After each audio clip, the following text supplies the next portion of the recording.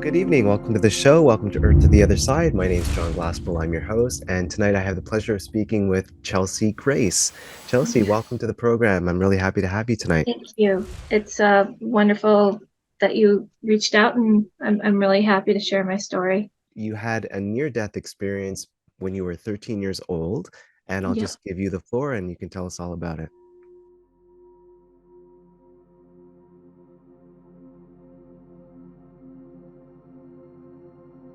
Well, the little back history. I grew up in a home that from the age of 4, there was physical, mental, and sexual abuse, and um, it just was continuing and piling on and more and more.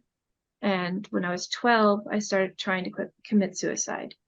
And for the whole year, I had tried so many different things. Um, and there was one person in my life, my Uncle Kenny, who I didn't get to see too often, but every time I did, he was like a light. And he made me feel wanted and loved and everything. And I never felt any darkness in him, um, or any worry.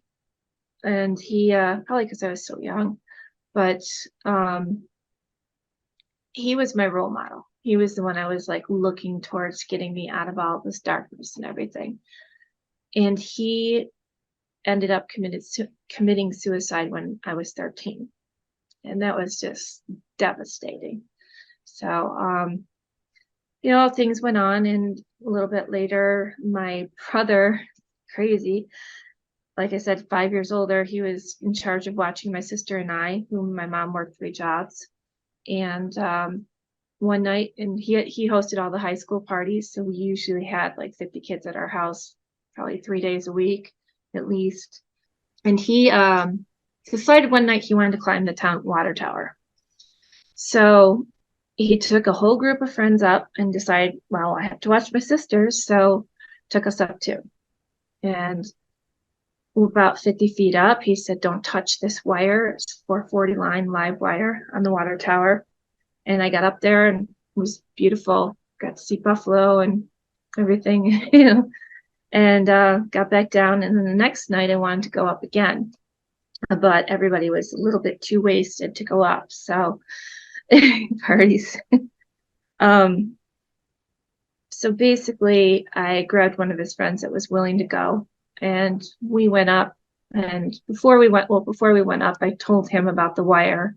I pointed up to him. I said, don't touch that wire. It's live. And he was below me about 10 feet as we climbed. And when I got to it, I knew not to touch it, but I didn't even think about it. And I just reached out and grabbed it.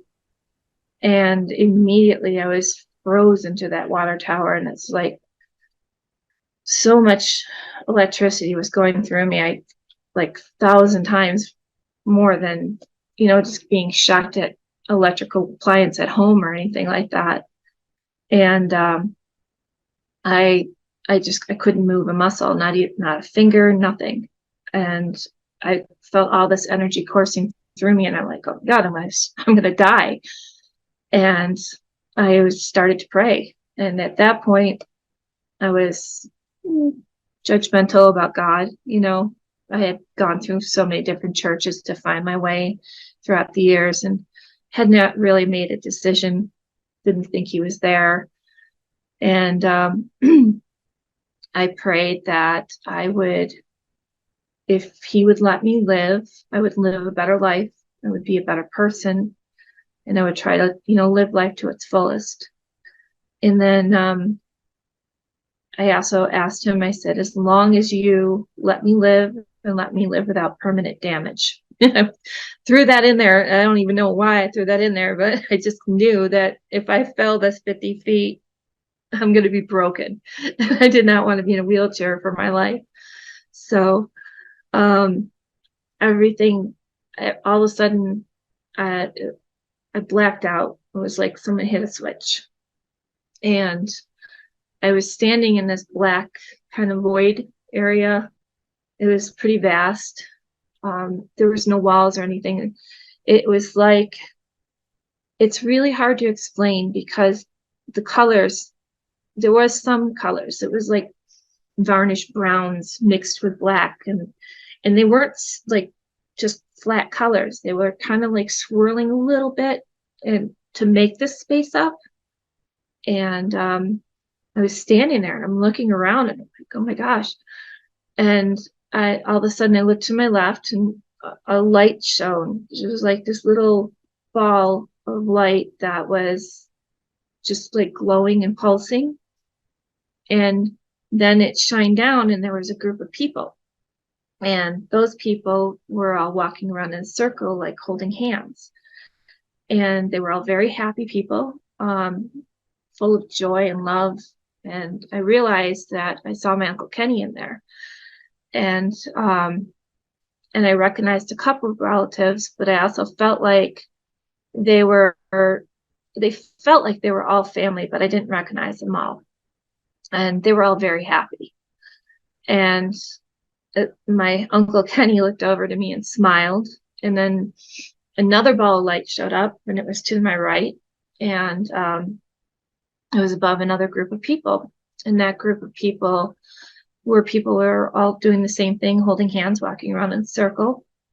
And they were all sad. They were full of heart. They were full of all the anger and just hurtfulness that I had felt all my life. And they were crying and really sad. And I realized those are all people that were still alive in my life. And so immediately, like without any hesitation, I just ran to the left and ran to my Uncle Kenny. And I got halfway there, and it's so hard to explain because I know it was a hand, but this hand was like the size of a building, it felt like, and it was invisible. And it just stopped me in my tracks. It was comforting but stern, if that makes sense. It was just like forgiveful or something like that. But anyways, then I had a voice come in my head, and it was like this angelic woman's voice, and she said, it's not your time, it's not your time, and you have purpose. And I had been looking for purpose my entire life at that point. Like, I have no purpose on this planet. This is just hell, you know. So then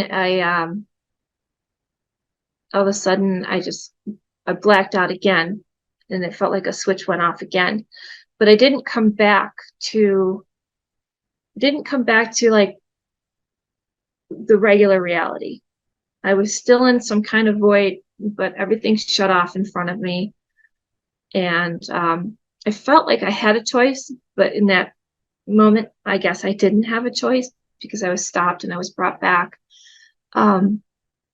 So when I went to the second blackout, I felt like I was floating down, just gently floating downward.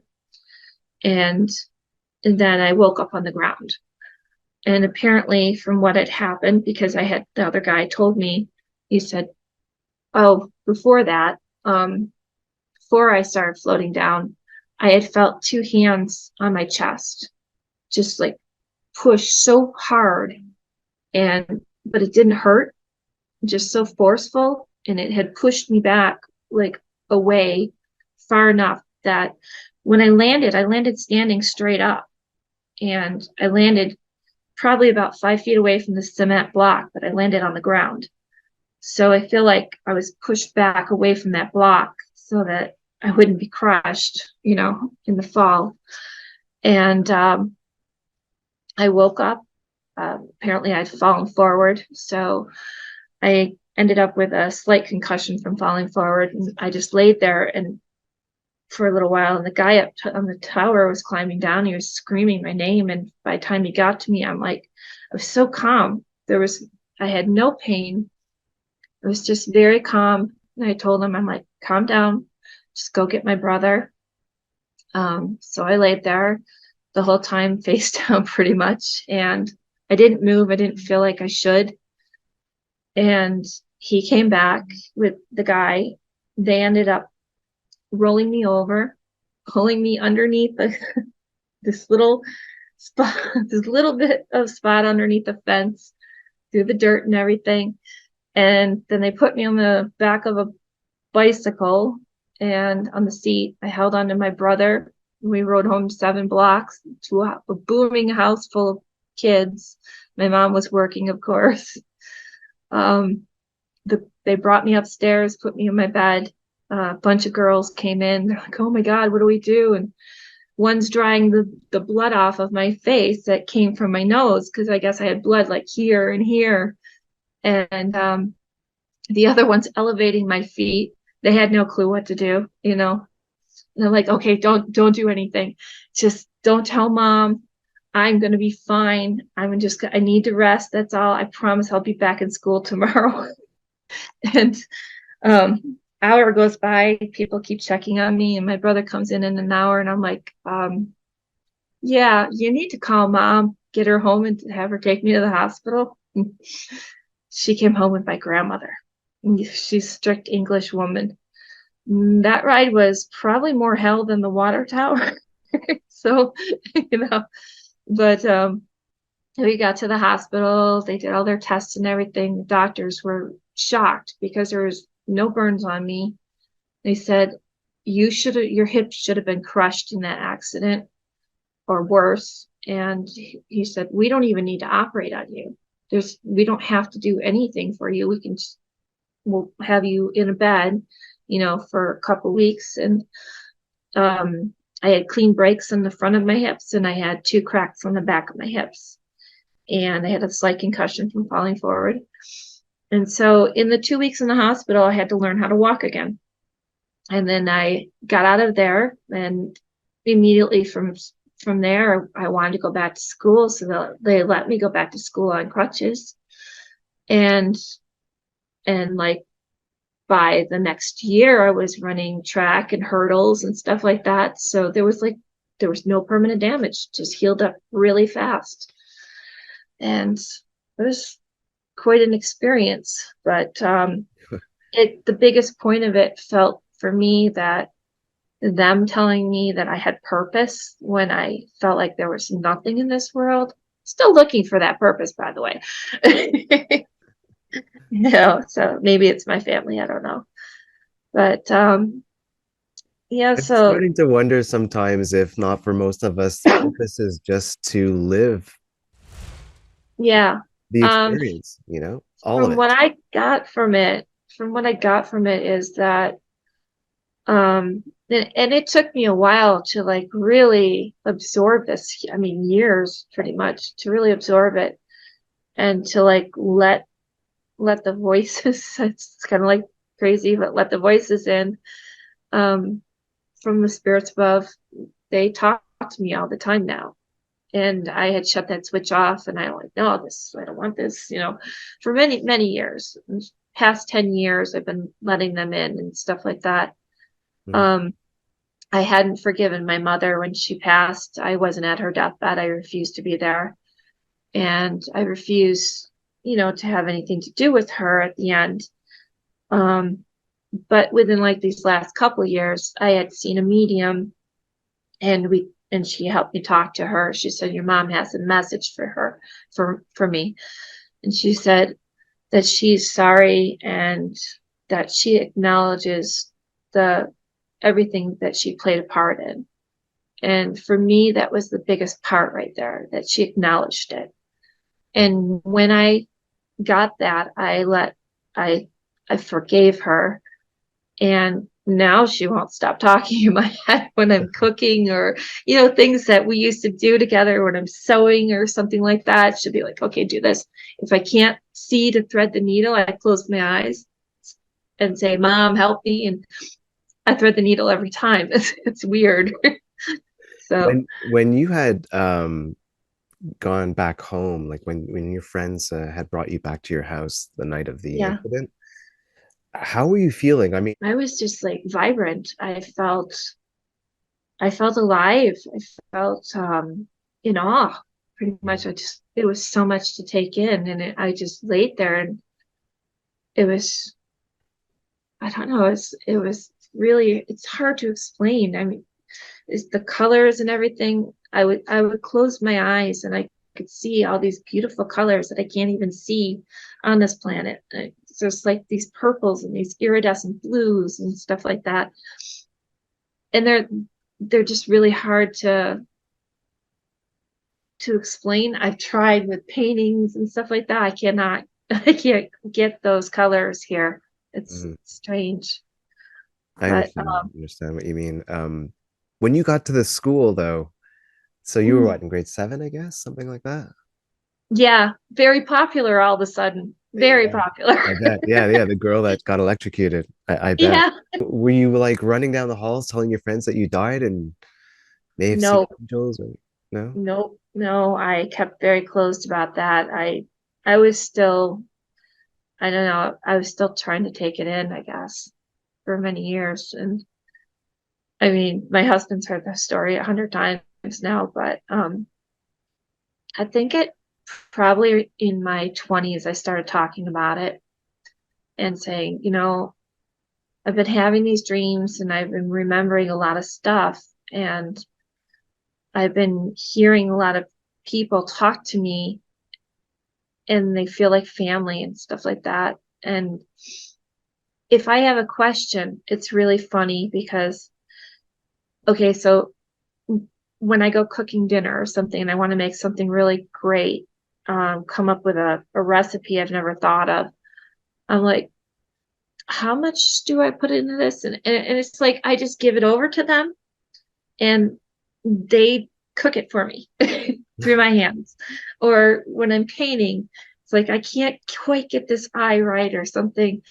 And I I don't think about it and I just do it, and they do it for me, it feels like, Hmm. this there's a really great connection that I have now, and I love it. Um, if the voices get a bit too much, because a lot of them talk to me, and not schizophrenic or anything like that. But if they do talk to me a bit much, I'm like, quiet it down up there. I'll talk right back to them and say, okay, I need some rest, um, or if I have a question, if I even start asking a question, they'll be like, yes, before I get like a few words out, you know? Yeah. So So that's a pretty strong connection. yeah, yeah, it's nice to have. And I don't recognize everybody who talks to me. There's some that, and I'll be like, who are you? And it it'll be past relatives or something or family. Mm. Um, but the voice that I heard on that water tower, I know that wasn't family. It felt like an angel. And the hand that stopped me felt like higher. I mean, I hate to say God, but because it's just a generalized term pretty much, Mhm. but that hand felt like the whole contemplation just stopping me, yeah, connection. You know what So you felt, mhm, right? yeah, You know what you felt. it's Um, forceful but gentle. right. Yeah, yeah, with intention, right? Strong. Yes, Yeah, definitely. It's like, okay, you can make this choice, and we're gonna see what you make. yeah, And but no, no, not yet. exactly. So you were describing so the two different groups of people Yeah, or souls or spirits or and so you were saying that one of them was sort of like happiness, representing happiness and the good things in your life, and the other one was more or less representative of the sadness and darkness. things you Yeah. may have wanted to overcome and didn't. Or how did you come to terms with that? Like what determined that, okay, this is representing me? Like was it instant or did something It push you was or instant. It was like there was no thought. I just went over to the other side. I just did not want to go back to the darkness.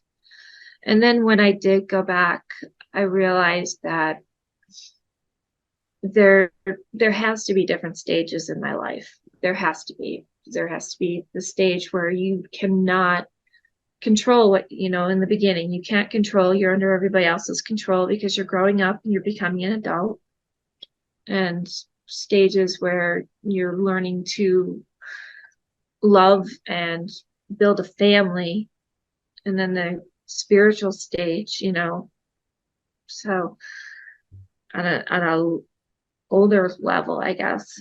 But and when I was up there, apparently I was only on that wire for 2 to 3 minutes, and then I had fallen. And he said that I did get pushed away from the tower. It was weird, but it felt limitless.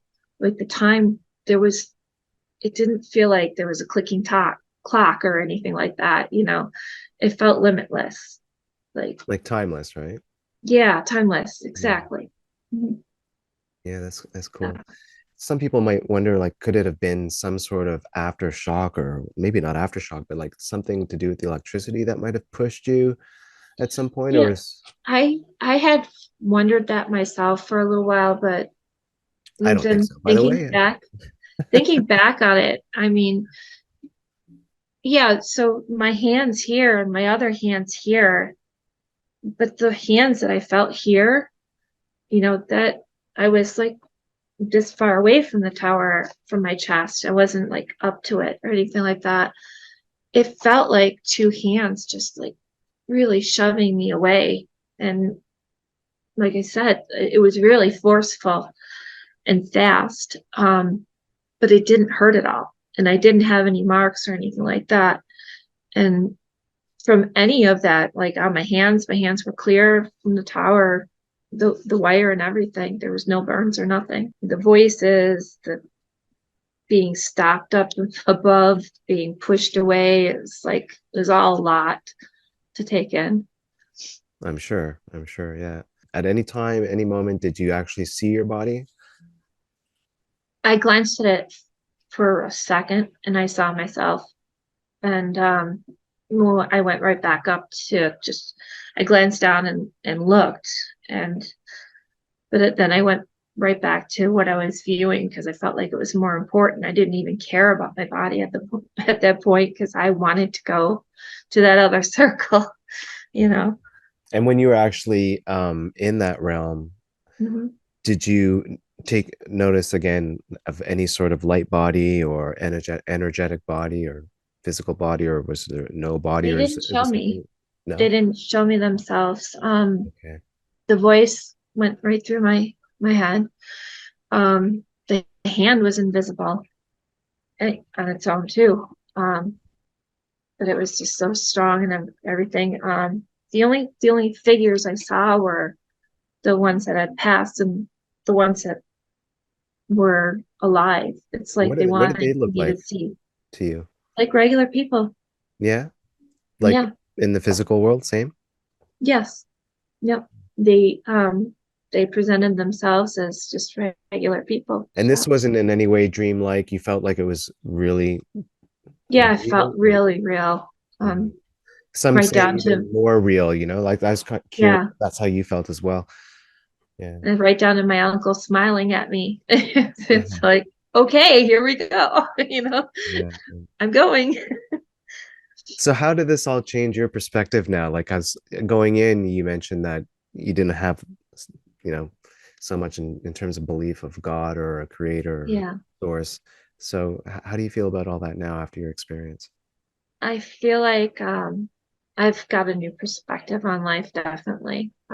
I take every moment in now. I respect every little piece of this earth. It's, down to stones. I love stones. I love water, flowers, animals. I mean, um, I I re- I love watching what they do and how they're growing and stuff like that. So how it changed my beliefs pretty much.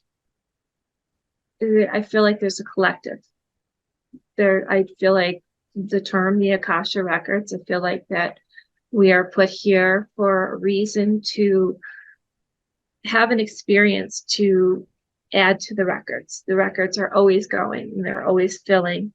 Um, and each one of us has to come here or has decided to come here. I don't know exactly. whether you have to return if you had a bad life or not, and relive it. But each one of us adds to those records. And up above, it's just one huge collective of souls or spirits or whatever, energy. You know, the colors have energy. It's so strange. And you're an artist. So Very much so. yeah. Mhm. How does that affect your art? Were you an artist before all of this happened? I drew a little bit. I did a little bit of painting, but I'd never gotten this far. Like, I don't know if you can see. There's a Oh painting yeah. right there. Wow. It's Mother Earth, pretty much. Yeah, it's So, beautiful. Yeah. and when I close my eyes, I see that's aggravating. It's very aggravating, John, because when I close my eyes, they send me all these beautiful paintings that like ideas for paintings, and the paintings move. I mean, like if you get an image of a woman on a painting, she turns her head and looks at you, and that's really hard because I have in painting, you're trying to put a certain look. You can't just make it move for people. Like, so there's like multiple views of this painting and how it's moving and stuff like that. And to try to capture it, it's really aggravating. So, Yeah. but No, they do show me a lot. I understand what you mean. Like it's like when like even trying to describe certain aspects of your NDE, like there's no words that can Yeah. convey, that kind of expansion and profoundness. Like it's just impossible. It's very nice to have the community that people can talk about this together Most and get definitely. together and share their experiences. I love that. Yeah. Um, it was like kind of agony that everybody would think I was insane talking about it when I was younger, and they had no clue. You know, a lot Yeah. of people still in my life don't believe, and I try to convey to them that it's they think that you die, that's it. And I'm like, no, there's just so much. I mean, so I feel like there's a lot of messages that need to be conveyed. How how we need to live this life and love and accept everybody for who they are. Don't judge them, and nobody can be judged. Mhm. Oh, and I don't think that they judge you up there. Really don't. When you were in this space, now, I understand that you might not be able to really describe it, but if you could I'll just, try. because when you talk about seeing one group over here and another group over there, like I can imagine of different perspectives and ways of perceiving and seeing this kind of thing. But Mhm. how would you best describe the actual environment that you were in? Like, what did it feel like? Did it just feel like an empty space with a bunch of people floating around, smiling and in Uh, sadness, or no. Well, besides the people, I mean, it was so quiet. You could hear like one drop of water from like 100 feet away just drop. And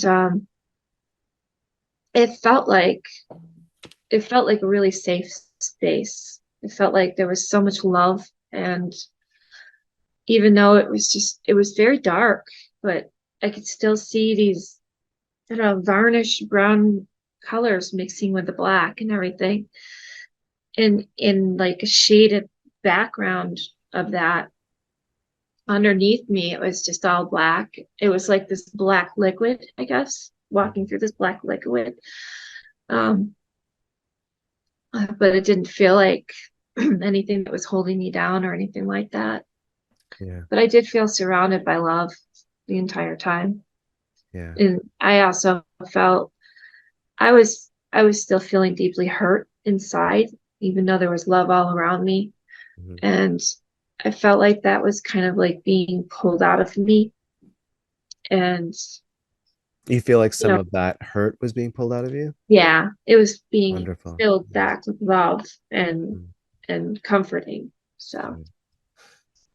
Yeah, because I was going to ask you sort of like, as a follow-up to that, well, you just answered the question. I guess obviously it did help you. Yeah. Yeah, And so do you have a message? there's so much more after this. So much. I mean, I get quivers down my spine every time I feel like they're with me and every time I talk about it. But there is so much more. This is temporary what we're going through. If you just, make the best of it and don't judge other people. Never judge other people. That's so important. I feel like there's a message that I should convey is that if you start talking, and it sounds crazy, but this is how I've developed it quite a bit for myself and moved it up a bit where they're here with me all the time. But if you start talking to whoever you want to talk to that's passed and say, whatever you need to say to them and you have to ask them to answer you back and keep up with that. Um, they're not going to interfere with you unless you ask for your help. You ask for the help, ask for them to talk to you, open yourself up to that. It's very important. If you keep it closed off, it's going to close off and you won't hear anything. So, Yeah, well said. And I am total agreement with you.